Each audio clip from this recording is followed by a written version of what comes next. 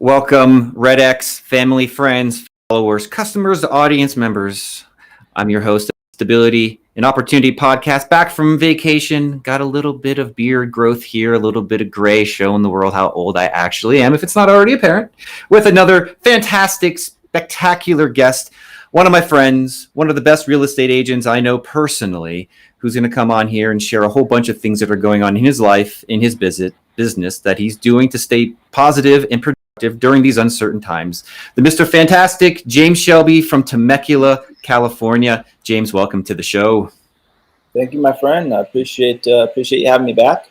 And I'm looking forward to chopping it up with you and Andrew. Yeah, it's going to be great. One thing before we get started for everybody returning, welcome back, Robert. Welcome back, Amanda. Hey, Pat. Everybody who's been coming and watching the shows over and over again, I thank you guys so much for continually showing up, showing us your support. We love helping you out. And so this is full engagement. This is not a spectator sport, as I say at the beginning of every episode. So just don't sit by and let us talk without you involving yourself in this conversation. And so the more questions you ask, James is going to be here to help answer them. And so if anything comes to mind while he's talking, please pop it into the chat log. I'll see it. I'll share it. I'll ask James, and I'm sure you're going to love his answer.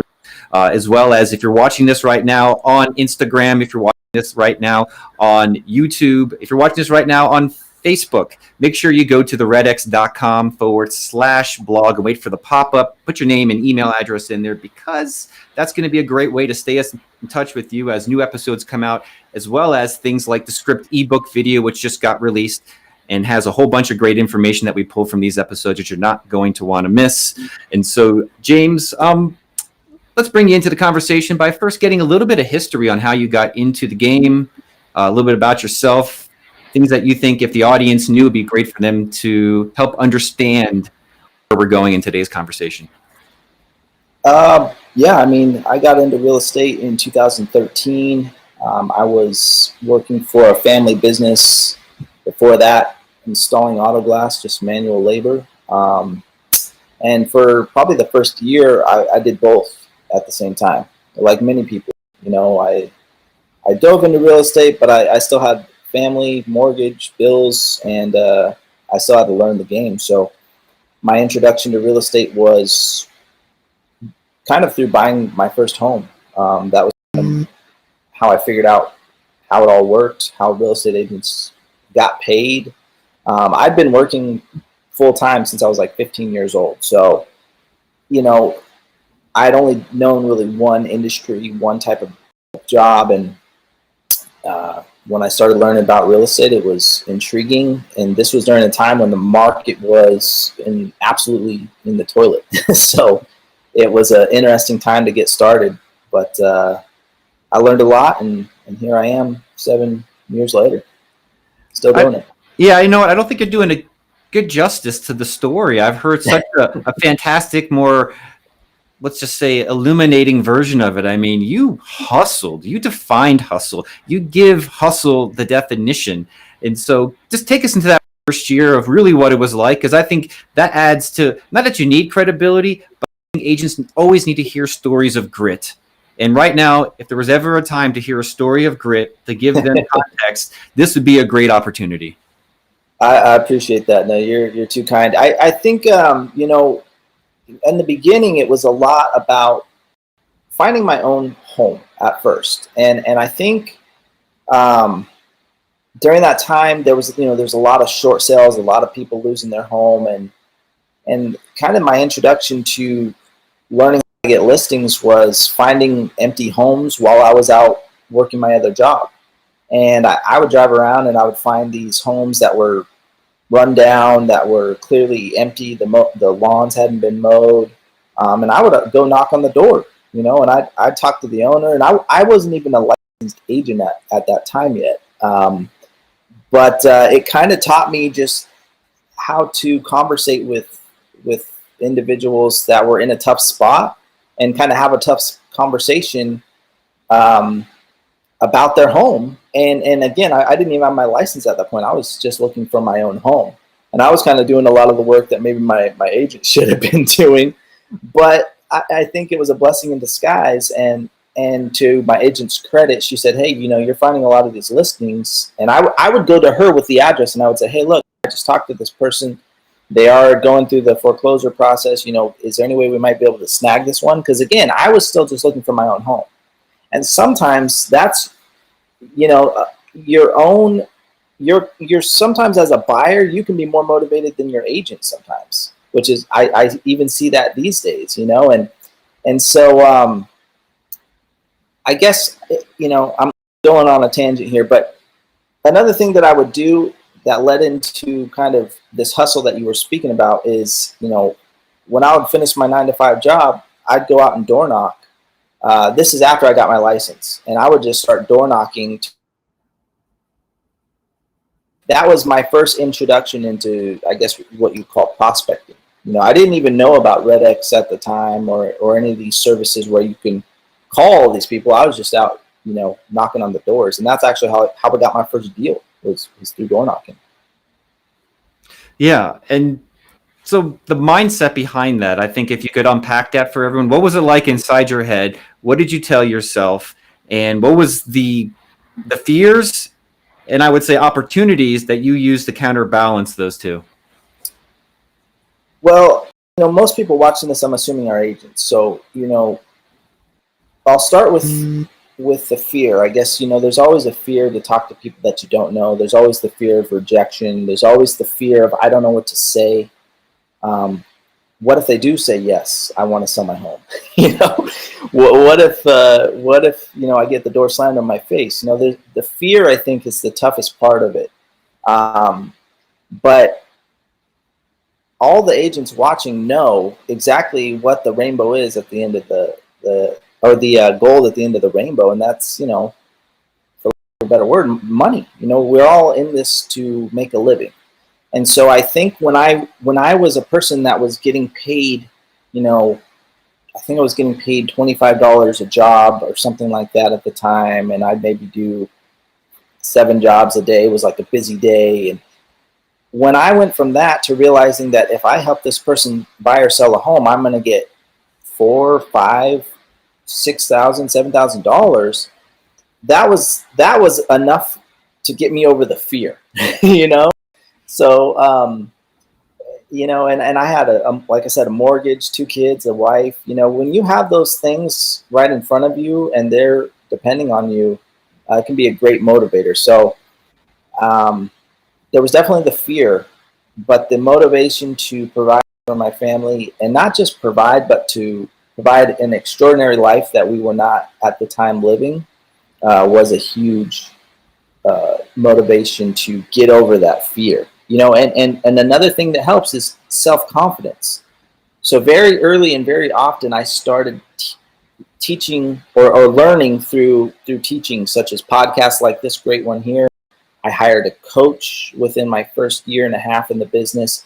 And when you have the confidence and you learn what to say and how to get over these objections that you're getting and how to handle the rejection, with confidence, you're going to have, or with rather, learning is going to give you the confidence, and the confidence is going to give you the motivation to get out there and get past your fears. So the more you can learn, the more confident you'll be, because you'll know what to say. You'll know the objection handlers. So I always recommend learn quickly and fail quickly, because once you got the door slammed in your face, you're going to realize, it's not that big of a deal. And once you know what to say, you're going to realize, it's not that big of a deal. I know what to say. That's going to give you the self-confidence to get out there and make it happen, whether it's on the phone or door knocking. Could you paint a picture of what your first, second, and third years of production looked like? Yeah, first year was next to nothing. I think I did maybe 1 or 2 deals because I didn't want almost simultaneously. So I was working on the house and so on. But my first year, I maybe did a handful of deals. Second year, I was up to, I think, 19 in my second year. And then the third year, I believe I hit 27, something like that. And it's just grown every year. But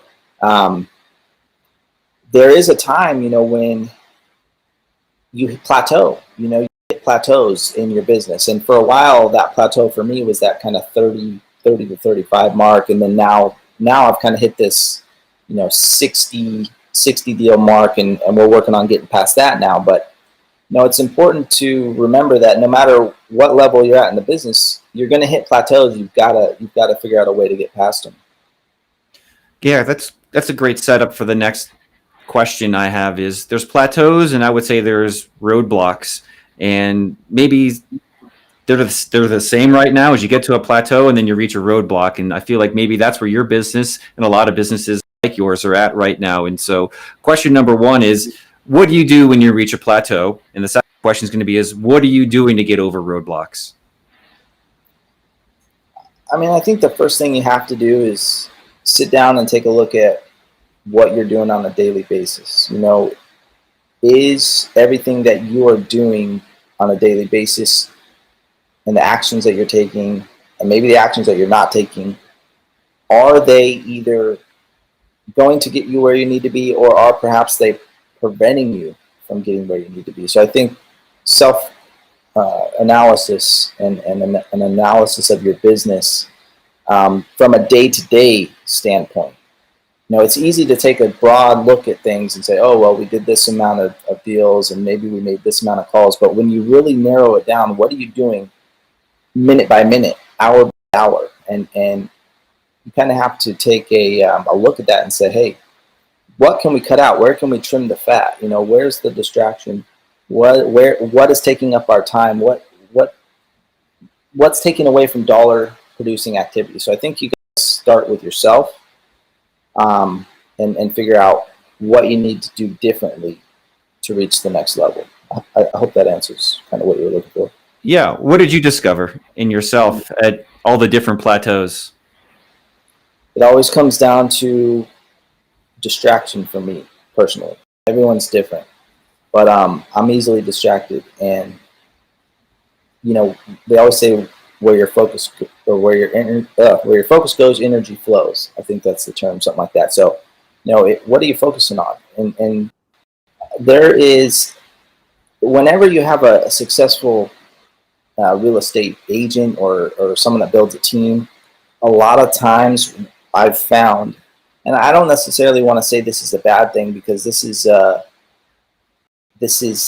kind of trademark for entrepreneurs, but they're always looking for something else, and sometimes, when you have success, you're looking for what the next thing is. And I think there's some good parts of that and there's some bad parts of that. Sometimes you have to just double down on what's working rather than always looking for a quicker, easier way, or what other business can I start on the side. While I do think those are important, and you got to always think about what's next, because especially when you're getting in real estate, it's always about kind of where's the next deal coming from. So it is important to think, hey, what's next?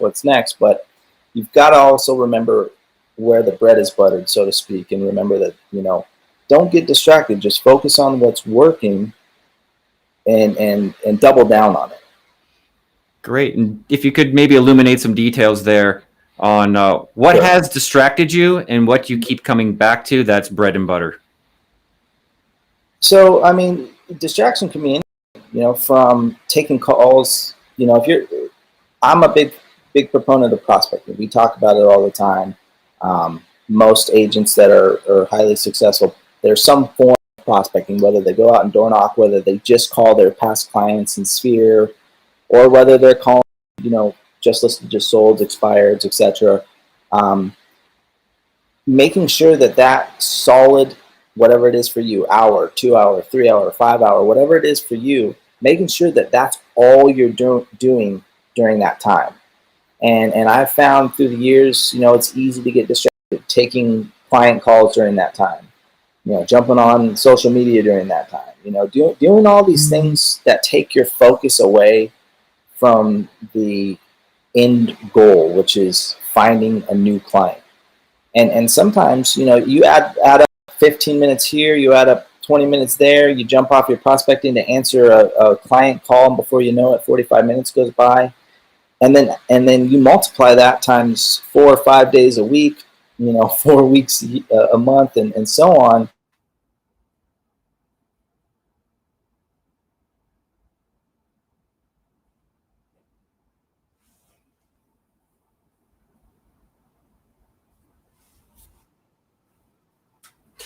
So it looks like we lost James for a second there, but while we wait to get him back, I love the direction he was going around the concept of focus. And I was hoping to ask him this question, which was, where is his focus right now? What is he putting it on? What specifically can he do during these times to stay busy and productive? And we got him back. There he is, Mr. James. Sorry about that. I don't know if that was me or what, but yeah, Mike Ferry, he's one of my mentors, one of the coaches that I've had through the years, and he said, create the perfect schedule. If you can stick to it 75% of the time, you're doing good. So it's not about being perfect, but it's about putting in the effort to stick to your schedule. And that's one of them. I mean, the other distractions I've had is just, always searching for that magic lead generation tool, that Zillow leads or this or that. And you get so distracted, and not only distracted, but it costs you money. You're focusing all this money and time and effort into that. And for me personally, the juice has just never been worth the squeeze. So, not getting distracted with those types of tools and refocusing on what I know has worked for me. Both those things have been, huge and getting back on track and getting past that plateau. Yeah, I want to get on to what you're putting your attention on right now. I love the theme that we've discovered, right? The word is focus, right? Let's zoom in on it. Put my little goggles on here. But before we get into that, you're such a chill dude, man. How do you stay so calm? How do you stay so chill? What is it? Have you always been this way?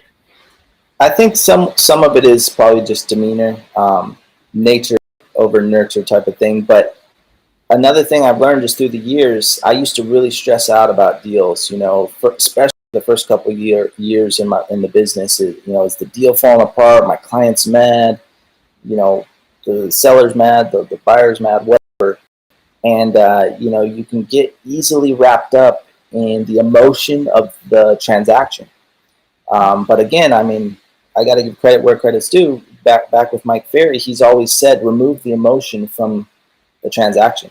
We, as the agent, have to be the lighthouse in the storm of the transaction. And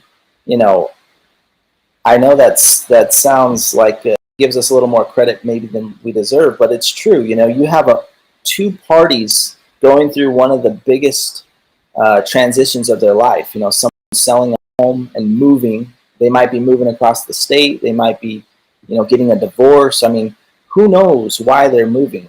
But most of the time, there's emotion involved.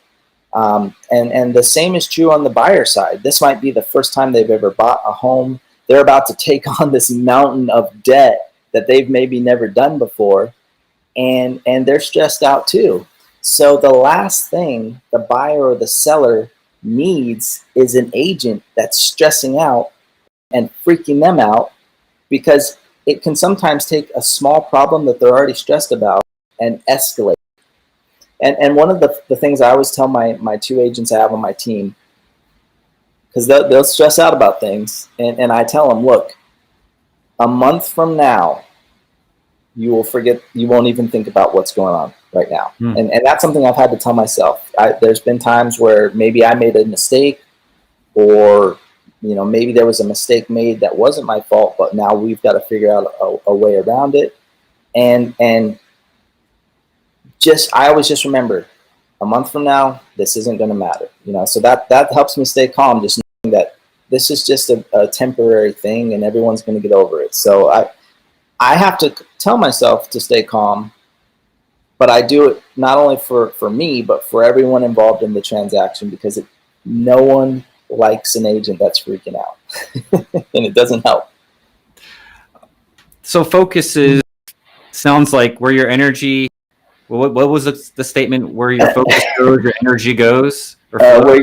Now I'm screwing up. Where your focus goes, your energy flows. Yeah, energy flows. Yes. So your focus is right here, and let's get it to flow right here. And so for our audience right now who's watching this live, some of these agents are in California, some of these agents are in New York, some of these agents are in areas that are heavily impacted by today's circumstances and conditions. And because I don't want to put you on the spot and say you've become a master, but you've definitely become a level of expertise that has allowed you to transition into a position of authority for a lot of agents in your local market. I've seen your Facebook and your Instagram and all the love you get there.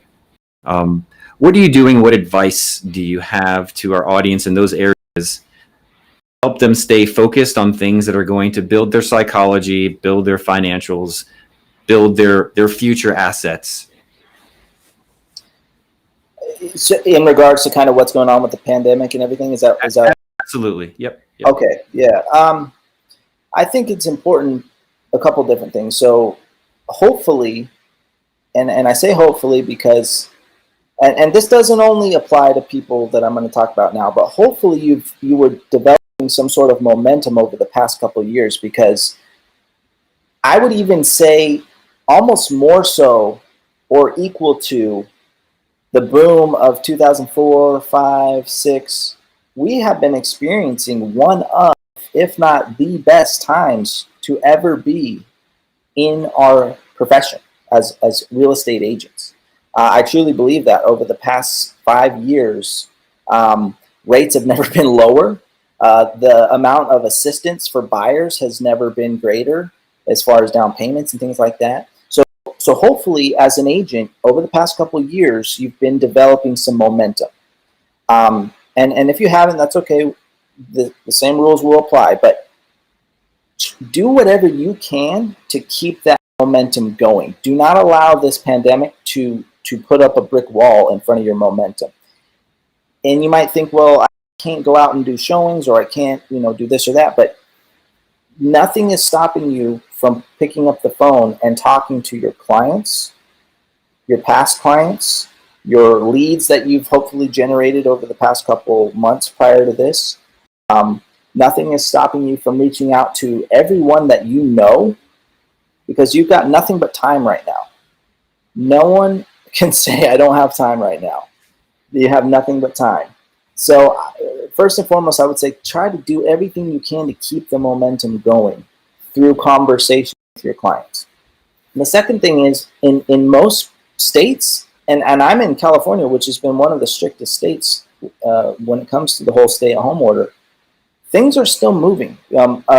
Showings we're essential property.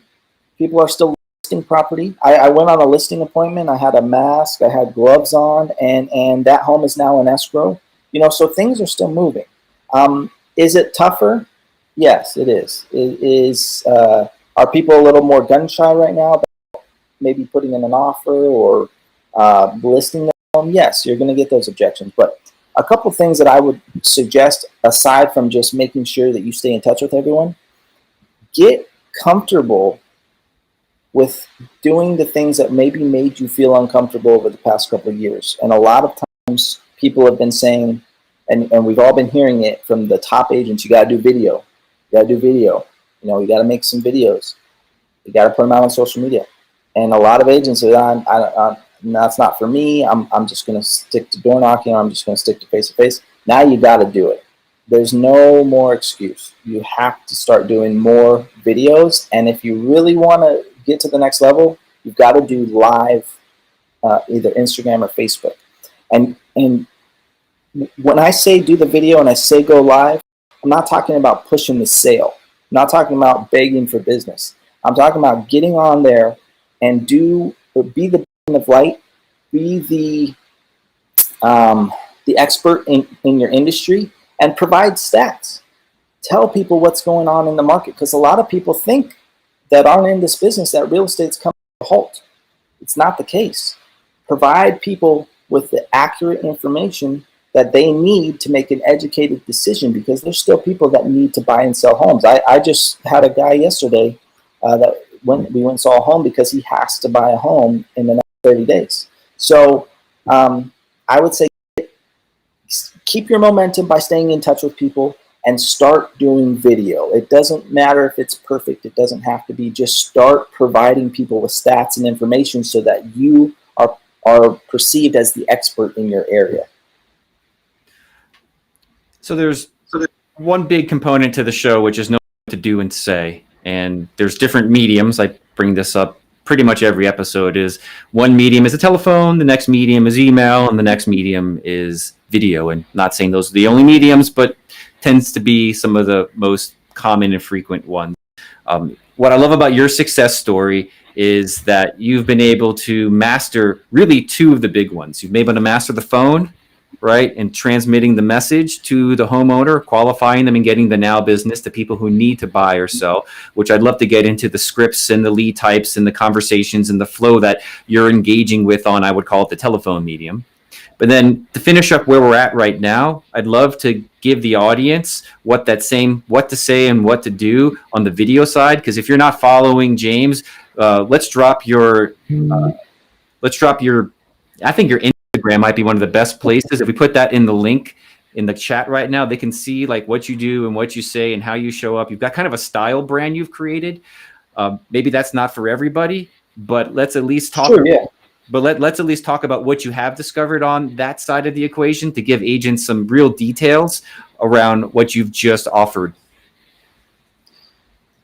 Well, there's a lot to unpack there. I mean, I guess if you want to start talking about branding and stuff, that's a whole nother thing. But I mean, do you want to talk about what I think people should do videos on, or do you want to talk more about the branding aspect? Or I think the most important thing to speak on is what you actually do and what actually works. Okay.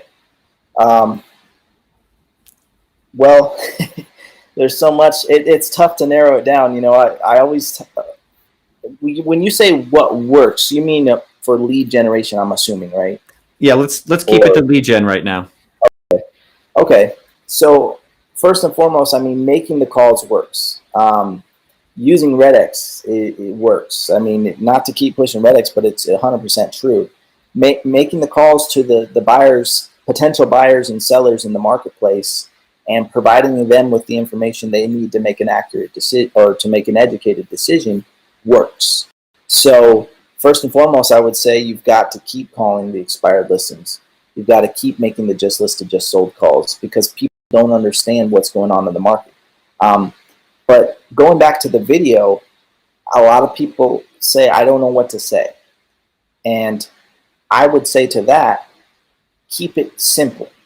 Number one, provide the stats of provide just stats. Just give statistics. Say, hey, I just want to update everyone following me of what's gone on in our marketplace over the last 2 weeks.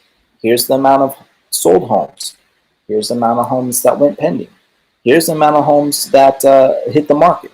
Here's the average price point. I know it sounds very simple, and I know it sounds, oh, geez, James, what's that going to do? But I promise you, when you are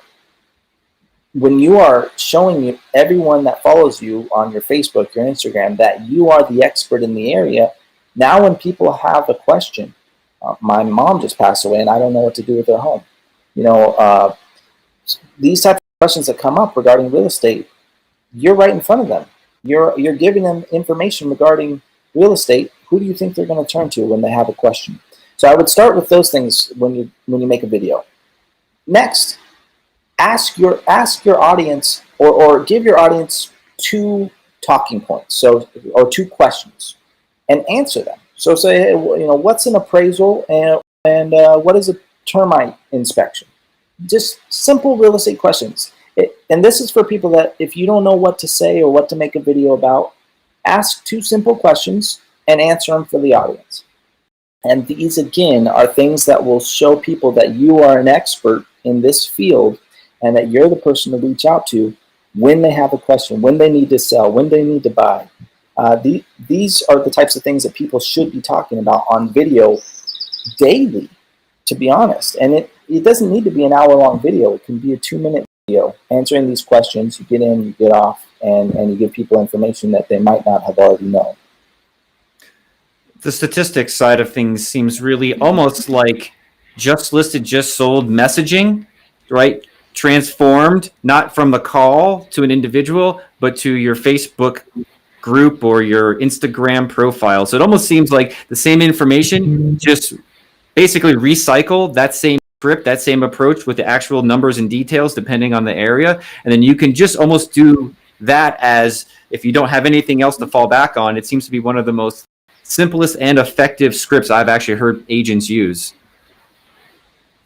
100%, and it allows you to reach a large audience in a very short amount of time. You know, if you have 2,000 people on your Facebook, and obviously Facebook limits how many people see it, but even if it's a couple hundred, for you to call each one of those 100 people, you know, it would take you hours.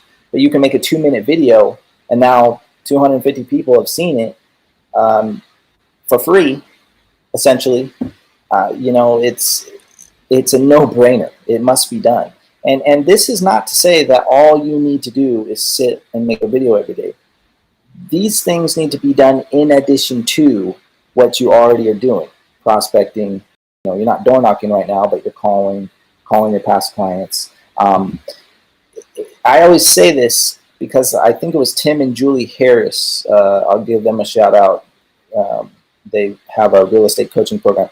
This always stuck with me. Your prospecting needs to be like a wheel, and the more spokes you have in your wheel, the stronger your wheel is going to be. So if each spoke is a form of getting business, you know, you're calling just listed, just sold, you're calling past clients, you're calling expireds, you're doing videos. Now the more of those you have, the stronger your wheel becomes. And let's say you're averaging, you know, 1 lead per spoke, and you've got 10 spokes that you're focusing on consistently, you know, you're going to have no end. Everyone says, I need more leads, I need more leads. Well, do all these things, you're going to have more leads than you know what to do with. Thank you for that wonderful setup, because my next question to you is, let's focus on the biggest, fattest spoke right now that you see. What are you doing there? What are you saying there? And what kind of opportunity awaits anybody else who pursues it? Well, you know, I hate to keep hounding this video thing. I always think prospecting is going to be the number one. You know, there's no replacing conversations one-on-one with people about real estate. That's just not ever going to go away. But secondarily to that, and especially with everything that's going on right now, because we're in a shift. Make no mistake about it, and I can talk about that here in a minute, what I think is going to happen in the real estate market. But providing information, and for the first time, I will say this, because I look at this business as what it is. It's a sales business. So I believe we all need to be good salesmen and women in this business. So for the very first time, I'm going to say this. And a lot of people have said it before, and I kind of look at it as hocus, kind of hippy-dippy crap, in my opinion.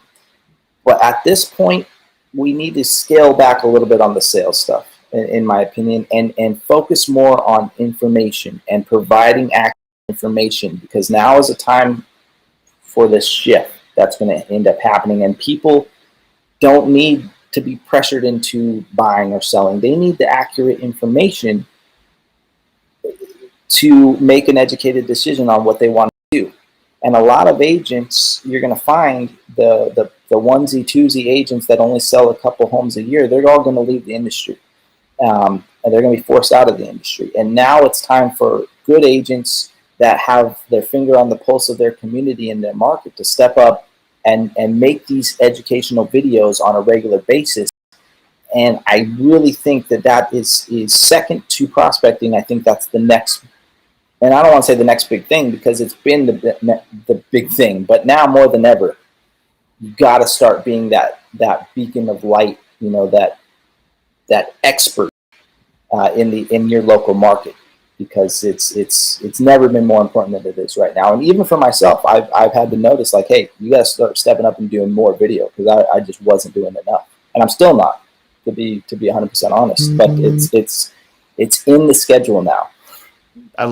I love it. And I want to make my next statement with a little bit of a caveat, is that I or we or REDX don't endorse any particular methodology or approach. So what I'm about to say is really just a exercise in trying to take what you've said, James, and apply it to the hundreds, if not thousands of agents who are going to watch this video. Some of them, and many of them, are customers with our tools and services. And so I think, again, there's the stability, which is the mindset. There's the opportunity, which you've just defined. And then I think now the next step in our conversation today is the action. And so I'd love to maybe roll into some action steps that agents can take what you've laid out and combine them and get value out of our products and services. And so if I heard you correctly, I'm going to replay this is the opportunity is to make videos. The opportunity is to understand your market at that level and provide information. And the ways you provide information are really two ways. One, over the phone, and two, over the video, or I don't know what a video camera hand gesture looks like, but let's just say, video, old school video, right? Right. And that maybe some action tips if you're a GeoLeads customer right now listening and watching this. You have GeoLeads, you use GeoLeads, that you could pretty much create a video for every neighborhood or farm area, draw a circle, map, square, whatever it is, and then essentially, and maybe you already know where I'm going with this and you want to pick up on what I'm saying because it's probably better coming out of your mouth than mine, but yeah, you want to do that? Okay. And I've done it. I've done what I think where you're going, and I've physically recorded short videos and sent them out to expired listings, circle prospecting numbers. It's a way to get a face, and I'd probably look a little more professional on the video. I probably wouldn't have a hat on, but it's a good way to get your face and your message in someone's hand. Not everyone in your marketplace is going to follow you on Facebook. So how do you get a video in front of those people? REDX has the numbers. REDX has the cell phone numbers. So, like you had mentioned, your caveat to all this, and your, hey, we're not endorsing this or that, but there are ways to kind of mass to a certain area. So you have to, and I would say even more so to the people you've already made a connection with. So let's say you've already spoken to someone that is now a lead, and you've had a good conversation. Those are the perfect type of people to send a video to with a market update. Hey, I know we spoke a month ago, or hey, I know we spoke 2 weeks ago and you were considering making a move. Here's what's gone on in those 2 weeks. X, Y, and Z has happened. Let me know, how I can help you with the next step. So, yeah, absolutely, using the numbers provided to you and using the technology that's right in front of you to send out these market update videos is there's no limit to the amount of times that you can do it, first and foremost, and there's no limit to the amount of results that you can get. You scratched upon where I was hoping you would go next, and so let me bring us back to the itch. All right. So caveats aside, this is now a question, and so you can say pretty much anything that's not incriminating or illegal or defamationist, if that's a word. Which would be, it is now. We just invented it. Which is how you get your message to those people. I love how you said there's a lot of people who aren't going to follow you on Facebook, which I know everybody listening to is going to say, yeah, but my market and everybody I really want to reach isn't necessarily there. How do I get these videos to them? And then you kind of scratched at that. Can you maybe give a little bit deeper on how you get those videos to people who are not necessarily your followers? Well, again, I use, and this is just me, I don't have, I'm sure there's other services or ways to do this, but I use basically the REDX GeoLeads. So that's what I use. Now, I don't know if that's where you're going with it or not, but that's the way I physically do it. Yeah. I just want you to cover how you do it, and we'll let whatever comes out go. So it's easier if I've already got a video canned and ready to go. It's hard to make one for every single person. But I will take the GeoLeads and either I'll do them one by one, and a lot of times I'm doing these simultaneously. So I will be on a landline and I'll be dialing on a headset. And I do this more for expireds. So I'll be dialing a number, and as I'm dialing it, I'll be putting it into my cell phone. So I'm on the landline on one, I'm on my cell phone on the other, and I'm multitasking here. but I'll physically enter in the number and shoot off a video if I don't get an answer. So I'm almost hitting them from both sides while I'm doing my calls.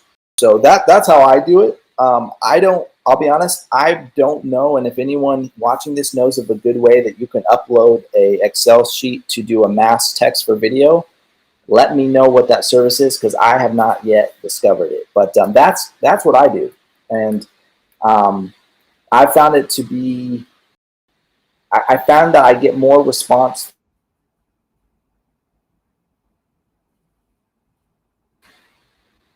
Yeah, that was good. So we do have a question from Amanda, who's always on the show. Thank you, Amanda, for showing up, and hope we're really helping out.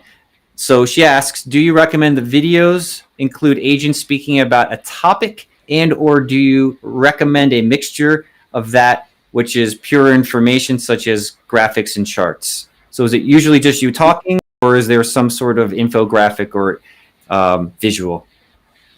I wish I was a good enough editor to have all that, but it's just me giving the statistics. You know, if you can take it to another level where you've got the charts and you can integrate those in, or maybe you're going to do a whiteboard and just write stuff on there, I think that's maybe even better, and maybe you're going to connect more with people that may be a little more visual. But for me personally, it's just me spouting off the stats and answering questions. I keep it simple.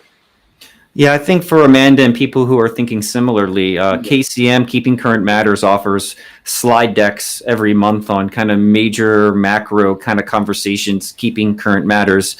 And I think there might be an easy way if you use like Google Meet, you can record your own episode and just present and then put your slides over and talk over it. Or if you have a Mac, actually, you can just use QuickTime. It's a built-in free program, and screen record and just talk into the mic while you flip through slides. And that could be an easy way to create like essentially talking videos that go into maybe a little bit of what Amanda's offering. You know, and I've got to give REDX a lot of credit. The whole pandemic thing really hit initially, and people were told to stay indoors. REDX provided some great statistics and that I actually used in one of my live videos that were referencing back to the last 5 recessions and how the housing market responded during those last 5 recessions. You know, and I literally screenshotted what REDX had provided, and so I got to give you credit, because I was able to use those statistics and give some information, because a lot of people always, you know, correlate an economic downturn with a housing downturn, and that's those. And it's interesting to be able to, you know, get people's feedback on that once they're given the right information, that hey, that's not always the case, you know, and it's never, you know, I think now again more than ever, like I said, you don't want to sugarcoat things. If the market does take a downturn, you don't want to be the agent that, hey, it's still a great time to do X, Y, or Z. You just want to give them the accurate and true information, because people are going to respect that more than you BSing them and basically lying to them. You know, give the stats. The stats will tell the truth, and then they can make a decision from there.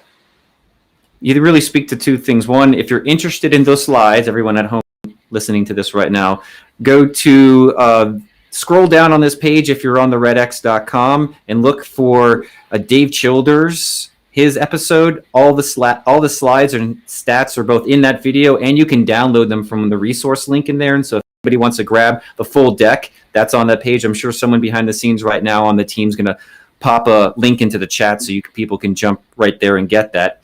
And then David Knox, who was a guest episode a while ago, said, don't offer advice, offer feedback. You can be wrong on your advice, but if you offer feedback, is what you're talking about, that's the place to help people make informed, educated decisions from.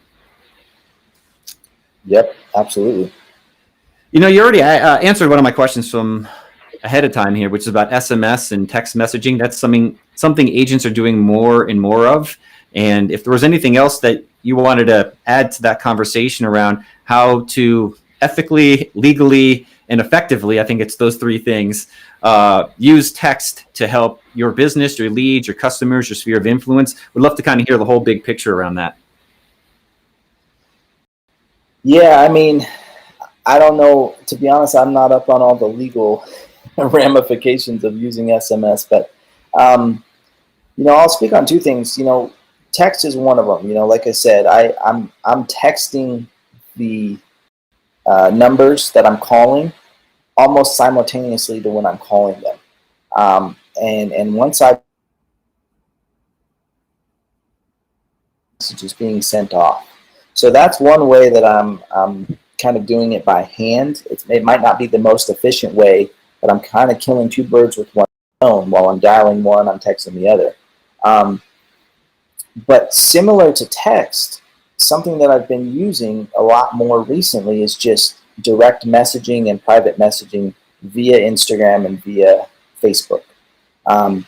Because, again, a lot of people aren't working right now, or they're working from home and they're in front of their computer or they're on their phone. And I've just been reaching out and trying to keep that momentum by reaching out to friends, fellow business owners locally here, past clients, family members, and just shooting a text and genuinely, asking them how they're doing. I hope you're healthy. I hope you're safe. Not even a conversation about real estate necessarily. If you're doing all these other things we talked about, the videos, the branding, the calls, they know who you are. They know what you do. But when they're getting a genuine inquiry from you just to see how they're doing, how their family's doing, it goes a long way, and again, keeps you top of mind. So I've been not only integrating the SMS and the text message into the prospecting, but when it comes to the past client and lead follow-up and sphere of influence, I've been using a lot more direct message, and I've gotten a really positive response from that. Yeah, I think now, and referrals. Well, you're taking this conversation down a route I wish we had double the amount of time for, because we've already just illuminated some minds in the audience who are asking about your SMSing. That sounds weird. Are you SMSing right now? They want to know the script. They want to know what you're sending. And so I'm sure it's nothing complicated. Would you mind giving us some verbal on, as you're doing that multitasking, what you're sending out? I'm pulling something up right now. It's almost word for word, and I can even send this to you, because I have them all kind of saved on my phone as what's the word, templates. Yeah, if you want to screenshot them, that'd be great. Just send them over to me. We'll get them into the post show. Yeah, I will. And this would be like for an older expired. And I won't go through the whole thing. I'll send them to you guys so you can share with the audience there. But essentially, it just says, I saw your home was on the market. This is I have some for new expireds, then I have some for older expireds, which would be, maybe 3 to 6 months old. But essentially just says, that I saw your home was on the market a while back. I specialize in helping people relist their property. So I kind of hone in on, this is what I specialize in. I'm not just an agent, but I specialize in people that had their home on the market before and it didn't end up selling. And then I kind of leave it with, if you could get the same price or more, is that something you'd be interested in?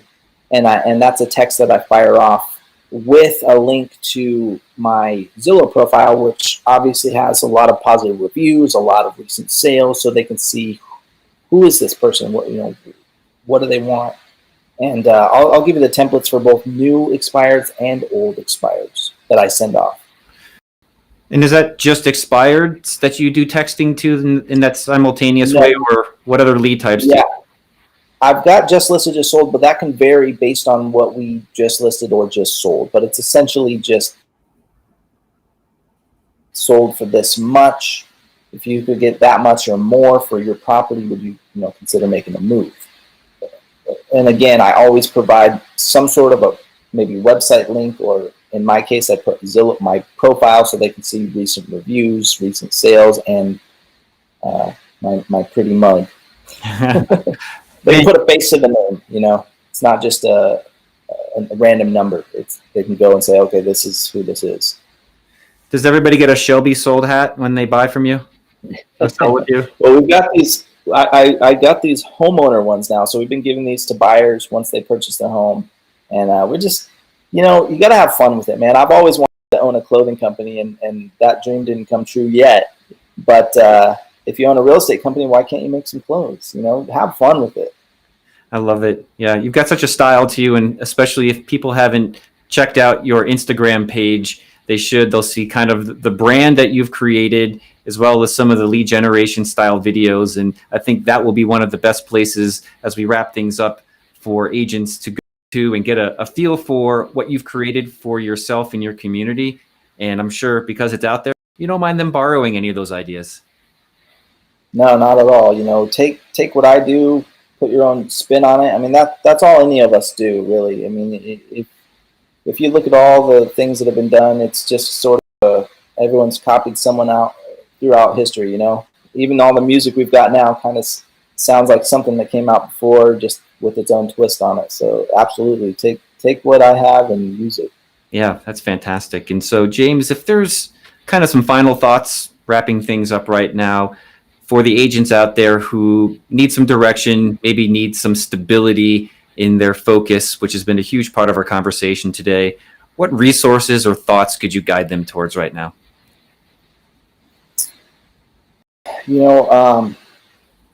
When it comes to resources, I mean, obviously, everything you need is on your cell phone. So, when it comes to apps, when it comes to, what we need to contact people, it's all right there. There's no magic pill. It's just focus on your prospecting 2 to 3 hours a day, whatever that looks like for you. I've really changed over the years of what I think that has to be. I don't think there's any one thing it has to be. It just has to be you having conversation with new people every day about real estate.